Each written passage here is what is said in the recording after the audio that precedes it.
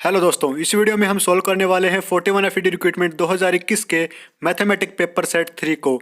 अगर आपने fireman, tradesman या फिर एमटीएस के लिए अप्लाई किया है तो ये वीडियो खास आपके लिए होने वाली है, क्योंकि इस वीडियो के अंदर हम जो भी क्वेश्चन सॉल्व करेंगे वो पुराने एफईडीज के पेपर के अंदर पूछे जा चुके हैं। तो ये पूरी वीडियो को देखने के बाद आपको आइडिया हो जाएगा कि किस टाइप के क्वेश्चन पूछे जाते हैं और उन्हें कैसे सॉल्व करना है। अगर अभी तक आपने हमारी पुरानी क्लासेस नहीं लगाई हैं रीजनिंग की, मैथमेटिक की और जीके की, तो वो आपको हमारी प्लेलिस्ट के अंदर मिल जाएंगी और मैं वीडियो के लास्ट में आपको पैनल दे दूंगा जिससे आप डायरेक्ट उन प्लेलिस्ट पे जाकर पुरानी वीडियो देख सकते हो। अगर आप हमारी पुरानी सभी क्लासेस अटेंड करते हो और उसी के हिसाब से अपनी प्रिपरेशन करते हो रिटन एग्जाम की, तो मैं आपको गारंटी के साथ कहता हूं कि आपका फाइनल सिलेक्शन होने से कोई नहीं रोक सकता, क्योंकि जो आपकी फाइनल मेरिट लिस्ट तैयार होगी वो आपके रिटन एग्जाम के अंदर ऑब्टेन्ड मार्क्स के बेसिस पर ही की जाएगी। तो चलिए दोस्तों, ज़्यादा समय खराब किए बिना वीडियो शुरू करते हैं। तो यहाँ पर हमारा फर्स्ट क्वेश्चन है। यहाँ पर हमें दे रखा है एक इक्वेशन जिसके अंदर 8.73 into 8.73 into 8.73 plus 4.27 into 4.27 into 4.27 upon 8.73 into 8.73 minus 8.73 into 4.27 plus 4.27 into 4.27। ये आपको सॉल्व करने के बाद बताना है कि ये किसके इक्विवेलेंट आता है। यहाँ पर आपको चार ऑप्शन दे रखे हैं, ए, बी, सी और डी। तो चलिए इसको सॉल्व करते हैं। तो यहाँ पर जो हमें दे रखा है 8.73, इसको हम x मान लेते हैं और जो हमारा 4.27 है इसको हम y मान लेते हैं। और ये इक्वेशन जो हमें दे रखी है इसको x और y की फॉर्म में लिख लेते हैं। जैसे इसको लिखते हैं, थोड़ा इसको सॉल्व करना है और ये जब आपको इसको सॉल्व करोगे तब आपका आंसर आएगा 13। तो जो आपका ऑप्शन नंबर यहाँ पर बी राइट आंसर हो जाएगा। दोस्तों, मैं सिर्फ आपको यहाँ पर एक आइडिया दे सकता हूँ कि आपको कैसे क्वेश्चन सॉल्व करना है। यहाँ पर आपको कैलकुलेशन वगैरह आपको खुद से करनी होगी। वीडियो के देखने के साथ साथ आप अपने हाथ में पेन कॉपी रखें और वीडियो को पॉज करके कैलकुलेशन खुद से भी करें। अगला सवाल है, एक क्लास में 30 विद्यार्थियों के औसत नंबर 45 हैं। चेकिंग करने पर 2 गलतियां पाई गई। संशोधन के बाद अगर एक विद्यार्थी ने 45 नंबर ज़्यादा और दूसरे ने 15 नंबर कम हासिल किए हो तो संशोधित नंबर का औसत होगा। यहाँ पर आपको चार ऑप्शन दे रखे हैं। Option A 45, option B 44, option C 47 और ऑप्शन डी 46। तो इस सवाल को हल करने के लिए हम सबसे पहले कुल नंबर निकालेंगे, जिसके लिए हमें 30 को 45 से गुना करना होगा। 30 यहाँ पर कुल विद्यार्थियों की संख्या है और 45 यहाँ पर औसत है। और यहाँ पर 45 नंबर ज़्यादा बन रहे थे, इसके लिए ऐड कर देंगे, और यहाँ पर 15 नंबर कम बन रहे थे तो इसको यहाँ पर माइनस कर देंगे और इसे भाग दे देंगे 30 से। 30 यहाँ पर सभी विद्यार्थियों की संख्या है। जब आप इसे सॉल्व करोगे तो आपको यहाँ पर 46 आंसर आएगा, जो कि हमारा ऑप्शन नंबर डी है, तो राइट आंसर हो जाएगा। अगला सवाल है, यदि ए और बी का महत्तम समवर्तक GCD 12 हो और ए और बी धनात्मक पूर्णांक हो तथा A greater than B, B greater than 12 हो, तो ए और बी के न्यूनतम मान क्रमांक क्या होंगे। तो यहाँ पर आपको ए और बी का न्यूनतम मान क्रमांक बताना है। तो इस क्वेश्चन के अंदर हमें दे रखा है ए और बी का महत्तम समवर्तक जो कि 12 है। तो यहाँ पे मान लेते हैं ए इक्वल टू 12x और बी इक्वल टू 12y। तो यहाँ पर क्वेश्चन के अंदर में दे रखा है A is greater than B, B is greater than 12। तो इस हिसाब से हमारा जिस तरह हमने लेट किया है तो इसके हिसाब से 12x is greater then 12y is greater than 12। तो इसके हिसाब से जो हमारा x ग्रेटर देन y हो जाएगा और y ग्रेटर देन 1 हो जाएगा। लेकिन जो हमें क्वेश्चन के अंदर वैल्यू दे रखी है a और b की, वो पॉजिटिव वैल्यू दे रखी है। तो यहाँ पर हमारी जो वैल्यू होगी x और y की वो इक्विवेलेंट हो जाएगी 3 और 2 के। तो इसको यहाँ पर हम वैल्यू पुट करते हैं x और y की जगह, तो हमारी जो रेशो आता है वो होगा 36:24, जो कि हमारा ऑप्शन नंबर डी है, यहाँ पर राइट आंसर हो जाएगा। अगला सवाल है, ए तथा बी अलग अलग एक कार्य क्रमशः 6 तथा 12 दिन में कर सकते हैं। तदनुसार वे दोनों मिलकर वह कार्य कितने दिनों में कर पाएंगे। तो यहाँ पर आपको चार ऑप्शन दे रखे हैं। चलिए इस क्वेश्चन को सॉल्व करते हैं। तो क्वेश्चन में गिवन है हमें ए किसी काम को 6 दिन में करता है और बी उसी काम को 12 दिन में करता है। तो टोटल वर्क हमारे पास आ गया 12। तो यहाँ पर वर्क कैपेसिटी आ गई ए की 2 और यहाँ पे वर्क कैपेसिटी बी की आ गई 1। दोनों को ऐड करेंगे तो यहाँ पर टोटल कैपेसिटी हो गई दोनों की 3। तो हम total capacity divide by total work करेंगे तो हमारे पास 1.4 पार्ट आ जाएगा। अगर इसे इन्वर्स करते हैं तो हमारे पास डेज आ जाएंगे, जो कि हमारे आए 4। तो हमारा ऑप्शन नंबर डी यहाँ पर राइट आंसर हो जाएगा। चलिए बढ़ते हैं अगले सवाल की ओर। इस क्वेश्चन के अंदर आपको एक इक्वेशन दे रखी है और आपको सोल्व करके बताना है कि किसके इक्वल आती है। आपको चार ऑप्शन दिए गए हैं। तो चलिए क्वेश्चन है, इसके अंदर 100 × 10 - 100 + 2000 डिवाइड बाई 100। तो यहाँ पर आपको बोर्ड मास लगाना है और यहाँ पे स्मॉल ट्रिक्स यूज करनी है ताकि आपकी इक्वेशन आसान हो जाए। इसे सोल्व करने के बाद जो आपके पास राइट आंसर आएगा वो होगा 920। तो आपका ऑप्शन नंबर बी यहाँ पर राइट आंसर हो जाएगा। तो अगला सवाल है, एक व्यक्ति ने अपनी संपत्ति का 1/4 भाग अपनी पुत्री को दे दिया, 1/2 अपने पुत्र को दे दिया और 1/5 दान कर दिया। तदनुसार उसने कुल कितना भाग दे दिया? तो आपको बताना है उस व्यक्ति ने अपनी संपत्ति का कितना भाग यहाँ पर बांट दिया है। तो ये बहुत ही आसान है। आप सभी को जितने भी ये भिन्न दे रखे हैं यानी फ्रैक्शन फॉर्म में, आप सभी को इसको ऐड करना है एलसीएम लेकर। तो जो आपका सॉल्यूशन आएगा वो होगा 19/20। तो आपका ऑप्शन नंबर बी यहाँ पर राइट आंसर हो जाएगा। अगला सवाल है, एक आयत की लंबाई और परिमाप 15:18 के अनुपात में है, तदनुसार उसकी लंबाई और चौड़ाई का अनुपात क्या होगा? तो आपको यहाँ पर 4 ऑप्शन दे रखे हैं। इसको सोल्व करने के लिए आपको मानना होगा कि जो आयत की लंबाई और चौड़ाई का क्रमांश अनुपात x और y है। तो जब हम यहाँ पर लंबाई और परिमाप का अनुपात लेंगे तो यहाँ पर हमारी जो x की वैल्यू है वो 5 आ जाएगा, क्योंकि हमको ये दे रखी है। और परिमाप की पाइथागोरस थ्योरम से 18 की वैल्यू 2 × x + y के इक्वलेंट हो जाएगी और यहाँ से हमारी x और y का रेशो आ जाएगा जो कि होगा 5:4। तो हमारा ऑप्शन नंबर सी यहाँ पर राइट आंसर हो जाएगा। अगला सवाल है, वह संख्या कौन सी है जिसे 7, 16, 43 और 79 में जोड़ा जाए तो वो संख्या समानुपाती हो जाए? तो इसके लिए आपको 4 ऑप्शन दिए गए हैं। इसको सोल्व करने के लिए, तो इस प्रश्न को हल करने के लिए हम अपनी अभिष्ट संख्या मान लेते हैं कि x है और प्रश्न अनुसार हम इसे समानुपातिक क्रम के अंदर लिखेंगे। तो ये कुछ इस तरह लिखा जाएगा, 7 + x / 16 + x = 43 + x / 79 + x। और जब इसे सोल्व करोगे तो हमारी x की वैल्यू यहाँ से 5 आ जाएगी। तो जो हमारा ऑप्शन नंबर सी है ये राइट आंसर हो जाएगा। अगला सवाल है, यदि एक भोजन मेज यानी डाइनिंग टेबल जिसका अंकित मूल्य 6000 है यानी उसका कॉस्ट प्राइस 6000 है, एक ग्राहक को 5500 में बेच दिया है, तो इसका यानी सेलिंग प्राइस है वो हो गया 5500। तो उस मेज पर दी गई छूट की दर कितनी है? तो ये आपको बताना है कि उसके ऊपर कितने % डिस्काउंट दिया गया है। इसे सोल्व करने के लिए हमारे पास सिंपल फॉर्मूला होता है। सबसे पहले हमें डिफरेंस चाहिए हो कि कितने रुपए का हमें यहाँ पे डिस्काउंट मिला है। तो यहाँ पर हमें जो डिस्काउंट मिला है वो 500 रुपये का मिला है और डिवाइड बाय CP यानी आपको कॉस्ट प्राइस 6000 है इंटू में 100। तो इसे सोल्व करने के बाद जो आंसर आएगा वो आएगा 8 × 1/3। तो जो कि हमारा ऑप्शन नंबर बी यहाँ पर राइट आंसर हो जाएगा। अगला सवाल है, आपको स्पीड दी गई है जो कि मीटर पर सेकंड के अंदर है, वो भी मिक्स्ड फॉर्म के अंदर, जो कि है 3 × 1/3 की गति को यदि किलोमीटर पर आवर में व्यक्त किया जाए तो वह कितनी होगी? तो यहाँ पर आपको जो मीटर पर सेकंड के अंदर स्पीड दी गई है आपको कन्वर्ट करनी है किलोमीटर पर आवर के अंदर और आपको बताना है कि वो किसके इक्विवेलेंट आती है। तो इसके लिए तो सबसे पहले आपको जो मीटर पर सेकंड के अंदर स्पीड दी गई है आपको फ्रैक्शन फॉर्म के अंदर कन्वर्ट कर लेनी है मिक्स फॉर्म से। उसके बाद आपको 2 × 60 से मल्टीप्लाई करना होगा, क्योंकि जो आपकी जो स्पीड दी गई है वो सेकंड के अंदर दी गई है। तो आपको आवर में कन्वर्ट करने के लिए पहले इसको मिनट में, फिर आपको आवर्स के अंदर कन्वर्ट करना पड़ेगा। और आपको जो मीटर के अंदर डिस्टेंस दिया गया है इसको किलोमीटर में कन्वर्ट करने के लिए आपको 1000 से डिवाइड करना होगा, जिसको सोल्व करने के बाद जो आपका आंसर आता है वो है 12। तो आपका ऑप्शन नंबर डी यहाँ पर राइट आंसर हो जाएगा। अगला सवाल है, वह धनराशि कितनी होगी जो 5% वार्षिक दर पर दूसरे वर्ष में 420 रुपए का चक्रवर्ती ब्याज प्राप्त कर सके? तो यहाँ पर आपको प्रिंसिपल अमाउंट बताना है कि जिसके ऊपर 5% का रेट चार्ज हो पर ईयर और वो अपनी नेक्स्ट ईयर यानी सेकेंड ईयर के अंदर 4020 का कंपाउंड इंटरेस्ट हासिल कर पाए। तो इसके लिए आपको यहाँ पर आपको सिंपली जो आपकी धनराशि है उसको P मान लेना है या प्रिंसिपल अमाउंट को, और आपको कंपाउंड इंटरेस्ट के फॉर्मूले के अंदर सारी वैल्यू पुट कर देनी हो, जिसे सोल्व करने के बाद जो आपकी P की वैल्यू आएगी वो आएगी 8000। तो आपका ऑप्शन नंबर सी यहाँ पर राइट आंसर हो जाएगा और बाकी आपको पूरी कैलकुलेशन खुद से करनी होगी।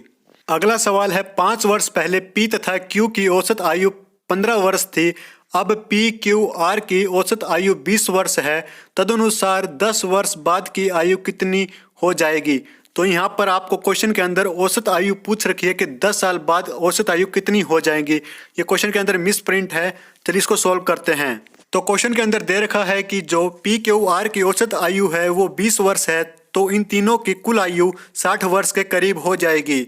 तो इसके बाद 10 वर्ष बाद निकालने के लिए हमें सभी की उम्र के अंदर 10-10 को ऐड करना होगा और डिवाइड कर देना होगा 3 से, जिनसे उनकी जो औसत आयु है वो निकल जाएगी 10 साल के बाद। इसे सॉल्व करने के बाद जो तीनों की औसत आयु आती है वो है 30 वर्ष। तो हमारा ऑप्शन नंबर यहाँ पे सी राइट आंसर हो जाएगा। अगला सवाल है, एक समबाहुभुज का भ्रम कोण 72 डिग्री है, तदनुसार उसके सभी आंतरिक कोण का कुल योग कितना होगा। तो इसे सॉल्व करने के लिए तो सबसे पहले हमें क्वेश्चन के अंदर समबाहुभुज का भ्रम कोण 72 डिग्री दे रखा है। तो अगर हमें आंतरिक कोण निकालना है तो जो कि हमें 180 से माइनस करना होगा 72 डिग्री को, तो यहाँ पे जो निकल के आएगा वो होगा 108 डिग्री। तो मान लेते हैं जो समबाहुभुज है कि भुजाओं का जो संख्या है वो n है। तो यहाँ से हमें सभी आंतरिक कोणों का योग निकालना होगा कि उसके अंदर कितने कोण हैं। तो यहाँ पे हम माइनस कर लेते हैं। तो बहुभुज है तो उसकी संख्या 4 से ज़्यादा होंगी, तो यहाँ पे n-4 कर लेते हैं और उसको मल्टीप्लाई करना होगा एंगल से जो कि राइट एंगल होगा, यानी समकोण। तो इन सभी कंक्लूजन से हमारे पास एक equation n into 108 degree equals to bracket start 2n-4 bracket close into 90 degree. इसे सॉल्व करने के बाद जो n की वैल्यू आती है वो आएगी 5। यहाँ पर हमारे पास 5 साइड्स हैं यानी भुजाओं की संख्या। तो यहाँ पर हमें पता है कि जितनी साइड्स होती हैं उतने ही एंगल फॉर्म होते हैं। तो यहाँ पर 5 एंगल फॉर्म होंगे। तो हमारे पास जो एक एंगल फॉर्म होता है वो है 108 डिग्री का। तो टोटल एंगल फॉर्म होगा, इंटरनल एंगल का सभी का सम वो होगा 540। तो हमारा ऑप्शन नंबर डी यहाँ पर राइट आंसर हो जाएगा। अगला सवाल है, 100 व्यक्तियों के एक समूह के लिए एक भोज का आयोजन किया जाता है। इस भोज में 50 लोगों को मछली पसंद नहीं है, 60 लोगों को मुर्गा पसंद है और 10 ना तो मछली ना ही मुर्गा पसंद करते हैं। व्यक्तियों की वह संख्या ज्ञात करें, मछली और मुर्गा दोनों पसंद करते हैं। तो सबसे पहले हम उन व्यक्तियों की संख्या निकालेंगे जिन्हें सिर्फ मछली पसंद नहीं है।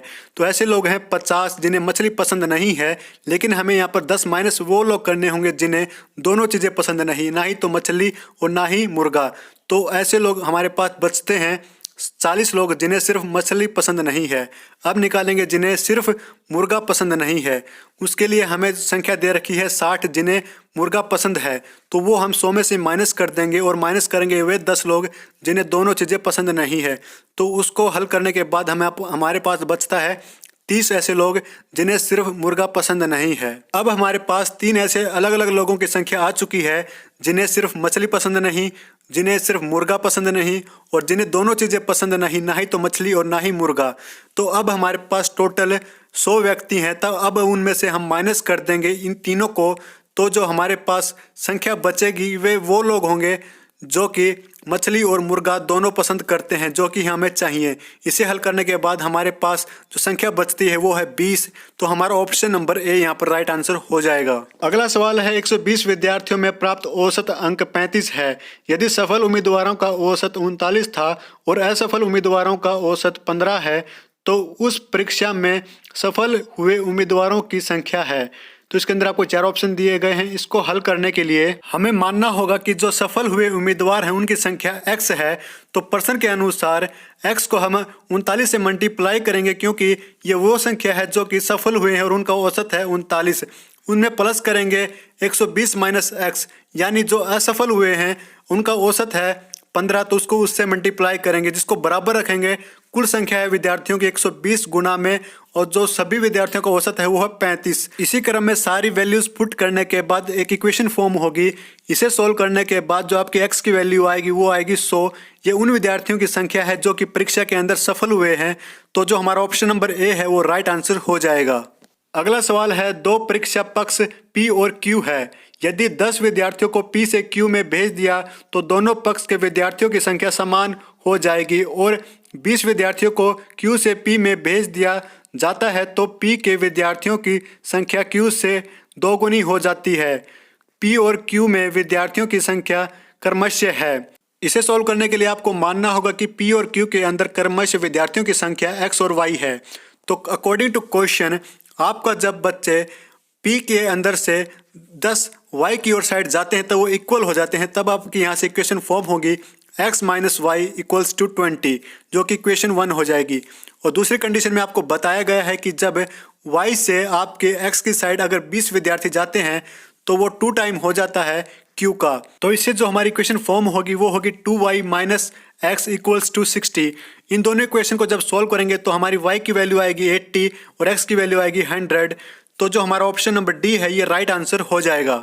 अगला सवाल है, यदि दो अंकों की एक संख्या उन अंकों के योग की k गुनी है तो अंकों का आपस में बदल देने से बनी संख्या उन अंकों का योग है जिसे गुना किया जाएगा। आपको चार ऑप्शन दिए गए हैं इसे सोल्व करने के लिए। आपको मानना होगा कि दो अंकों की वो संख्या है 10x प्लस वाई, तो आपका अकॉर्डिंग टू क्वेश्चन ये बन जाएगा 10x प्लस वाई बराबर के गुणा उन दोनों संख्याओं का योग। ये आपकी इक्वेशन नंबर 1 बन जाएगी। और जब आप आपस में बदलोगे उन अंकों को, जो संख्या बनेगी वो होगी 10y प्लस एक्स। अब जो आपके पास दो वैल्यू हैं, एक 10x प्लस वाई और दूसरी 10y प्लस एक्स, इन दोनों को ऐड करोगे तब आपको वो वैल्यू निकालनी है जो कि मल्टीप्लाई की गई है x प्लस वाई के साथ। इसे सॉल्व करने के बाद जो वैल्यू आई है वो है 11 माइनस के, जो कि हमारा ऑप्शन सी यहाँ पे राइट आंसर हो जाएगा। अगला सवाल है, एक विद्यालय में लड़कों का 10% लड़कियों की संख्याओं के 1/4 बराबर है, तदनुसार उस विद्यालय में लड़के तथा लड़कियों का अनुपात क्या है। आपको चार ऑप्शन दिए गए हैं। इसे सॉल्व करने के लिए मानना होगा कि विद्यालय में लड़के और लड़कियों की जो संख्या है वो क्रमशः x तथा y है। तो प्रश्न के अनुसार x का 10% 1/4 इंटू वाई हो जाएगा और आपकी जो x और y का रेशो यहाँ से निकल कर आएगा वो होगा 10:4, जिसे कैंसिल करने के बाद बचता है 5:2। तो हमारा ऑप्शन नंबर बी यहाँ पे राइट आंसर हो जाएगा। अगला सवाल है, 180 मीटर की एक रेलगाड़ी ए 72 किलोमीटर प्रति घंटा की गति से चलकर 120 मीटर लंबी 108 किलोमीटर प्रति घंटा से विपरीत दिशा में चलने वाली रेलगाड़ी बी को कितने अवधि में पार कर लेगी। तो इसके अंदर आपको चार ऑप्शन दिए गए हैं। इसे सोल्व करने के लिए हमें दोनों रेलगाड़ियों की सापेक्ष गति यानी रिलेटिव स्पीड निकालनी होगी। इसके लिए हमें दोनों रेलगाड़ियों की स्पीड को ऐड करना होगा, जो कि हमारे पास आती है 180 किलोमीटर प्रति घंटा, जिसको हमें मीटर पर सेकंड में कन्वर्ट कर लेना है 5/18 से मल्टीप्लाई करके, जो कि हमें मिलती है 50 मीटर पर सेकंड। अब हमें दोनों रेलगाड़ियों की कुल लंबाई लेनी है, जो कि हमें मिलती है 300 मीटर। अब हमें जो टोटल दूरी है वो है 300 मीटर और जो गति है अब वो हमारे पास है 50 मीटर पर सेकंड। जब आप इसे डिवाइड करोगे तो जो आपके पास आंसर आएगा वो आएगा 6 सेकंड। तो हमारा ऑप्शन नंबर सी यहाँ पे राइट आंसर हो जाएगा। अगला सवाल है, विनोद ने एक मारुति वैन 1,96,000 में खरीदी। उसमें मूल्य हार्स की दर 14 गुना 2/7% है, तदनुसार 2 वर्ष के बाद उसका मूल्य कितना रह जाएगा। आपको जो सबसे पहले रेट दे रखा है उसे फ्रैक्शन फॉर्म के अंदर कन्वर्ट कर लेना है मिक्स फॉर्म से। उसके बाद इसके अंदर आपको सिंपली कंपाउंड इंटरेस्ट का फॉर्मूला लगा देना है, जिसे सोल्व करने के बाद जो आपके पास वैल्यू आती है वो है 1,44,000। तो हमारा ऑप्शन नंबर ए यहाँ पर राइट आंसर हो जाएगा। अगला सवाल है, एक वस्तु 220 में बेचकर नीता ने 10% लाभ प्राप्त किया, तदनुसार वह उसके कितने रुपए में बेचे कि लाभ 30% हो जाए। इस सवाल के अंदर हमें विक्रय मूल्य दे रखा है यानी सेलिंग प्राइस। सबसे पहले हमें कॉस्ट प्राइस यानी क्रय मूल्य निकालना होगा। उसके लिए हमें जो विक्रय मूल्य दे रखा है वो 220 है और वस्तु का क्रय मूल्य निकालने के लिए हमारे पास फॉर्मूला होता है विक्रय मूल्य गुणा में 100/100 प्लस लाभ प्रतिशत, जो कि हमारा क्रय मूल्य आएगा वो होगा 200 रुपये। तो वस्तु का अभिष्ट विक्रय मूल्य निकालने के लिए हमें यहाँ पे 30% लाभ के ऊपर निकालना है। तो अब हमें सीपी दे रखा है और अब एसपी निकालना है 30% प्रॉफिट के ऊपर, तो जो कि हमारा आएगा 260 यानी 260। तो हमारा ऑप्शन नंबर यहाँ पर सी राइट आंसर हो जाएगा। अब आपको सवाल नंबर 72 से लेकर 75 के सभी के जवाब इस फिगर यानी चित्र को देखकर देने हैं, जिसके अंदर एक पुस्तक को तैयार करने में आने वाले सभी खर्च के बारे में जिक्र किया गया है प्रतिशत के अंदर। तो आपको सवाल नंबर 72 में पूछा गया है, वर्त रेखा में स्वतः शुल्क में भुगतान के खर्च को निरूपित करने वाला कोण कितना है। तो यहाँ पर आप देख सकते हैं स्वतः शुल्क के अंदर 15% का जिक्र किया गया है। तो आपका टोटल कोण होता है 360 का, तो इसका 15% होगा आपका 54 डिग्री। तो आपका ऑप्शन नंबर डी यहाँ पे राइट आंसर हो जाएगा। अगला सवाल है, यदि एक पुस्तक के मुद्रण तथा जिल्दबंदी खर्च 110 रुपये है तो उस पुस्तक के निर्माण की लागत कितने रुपए में है। पुस्तक की कुल कीमत निकालने के लिए आपको 110 से उस प्रतिशत को भाग देना होगा जितना उसके मुद्रा और जिल्दबंदी पर लागू हुआ है। तो यह आपका 25 + 30 यानी 55 है। तो आपको 110 को 55 से प्रतिशत से भाग देना होगा, जो कि आपका 200 आता है। तो आपका ऑप्शन नंबर बी यहाँ पे राइट आंसर हो जाएगा। अगला सवाल है, यदि पुस्तक के प्रकाशन का खर्च 200 रुपये हो तो उसके मुद्रण की लागत रुपए में कितनी है।